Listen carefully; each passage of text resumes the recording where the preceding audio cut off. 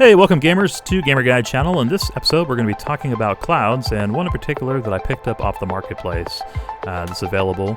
It's under the most RP purchased robots, and it's called the Tesseract Mk.2. This was originally done by Down Interforce 6, and so I took his design and I just kind of improved it a little bit into the Mark III version, adding helium to the top and taking out some of the redundant thrusters to then add in reverse. So I can now stall and hover, fly backwards, and do some other things that the original version was not able to do. And so I met up with Rosefall and a couple other Robocraft gamers, and we played a couple matches. I thought I'd share one of those here with you now, and then we'll be back for a look at another cloud-style flyer.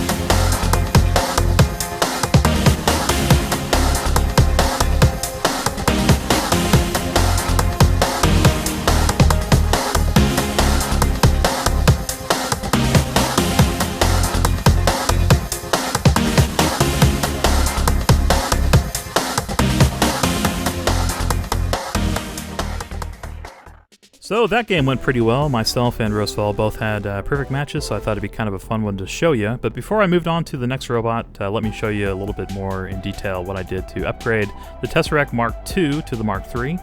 So if you want to do this, I would say just go ahead and buy the Tesseract Mk.2 off the marketplace, as I like to give that guy credit for his own initial design. But here's what I did to go ahead and make it the way I've done mine. I'm going to take some of these blocks off to make it a little easier to see what's going on in here.